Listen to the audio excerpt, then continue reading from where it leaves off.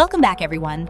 Today, we're diving into a topic that's not just fascinating, but also pivotal in understanding the world we live in today.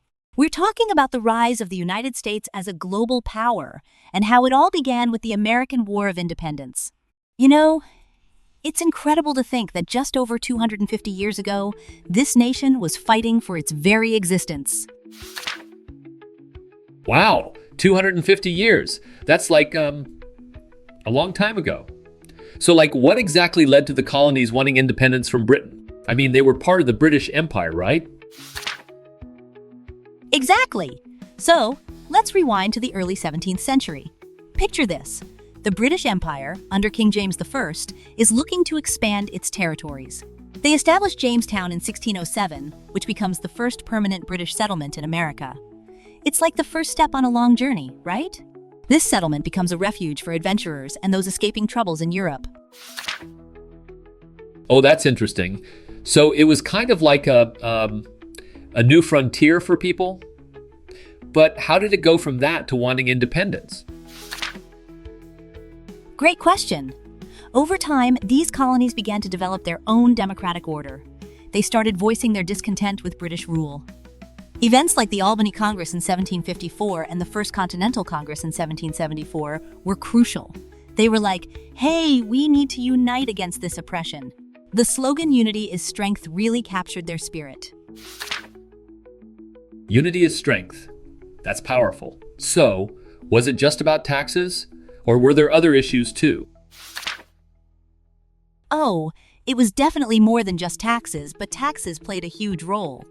The British Empire imposed heavy taxes, which led to events like the Boston Tea Party in 1773. Imagine throwing all that tea into the harbor. It was a bold statement against British oppression.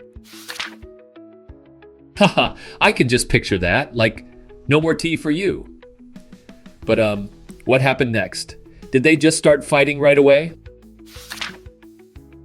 Not quite. Tensions escalated, and in 1775, George Washington was appointed as the head of the Continental Army. He faced some initial setbacks, which is fascinating because he was still learning the ropes of military leadership. It's like being thrown into the deep end without knowing how to swim.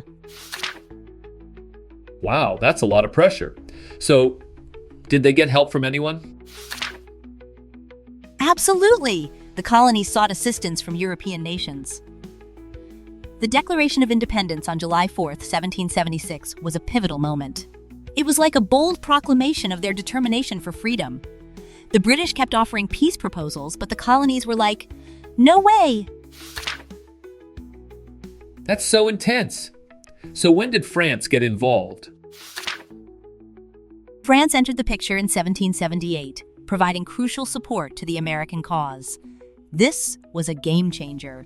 The decisive victory at Yorktown in 1781, where British General Cornwallis surrendered, marked the end of major hostilities. It's like the final boss battle in a video game. Haha, I love that analogy. So after all that, how did they officially become independent? The Treaty of Paris was signed in 1783, officially recognizing the United States' independence. This war had far-reaching effects, influencing global dynamics and leading to significant changes in countries like France and Spain. That's wild. So it wasn't just about America. It changed the whole world.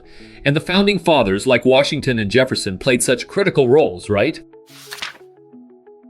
Exactly. They shaped the new nation and its governance. This overview of the American War of Independence really highlights the struggle for freedom and the emergence of the United States as a significant global power. It's a story of resilience and determination that still resonates today. Wow, I'm really blown away by all this. It's like a movie plot. What do you think would have happened if they hadn't won? Would we be speaking British English right now? Haha, that's a fun thought. It's hard to say, but it's definitely a possibility. The world would look very different today.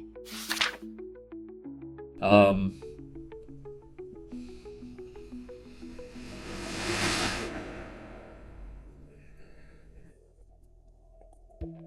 can't even imagine. Would we have different holidays or something?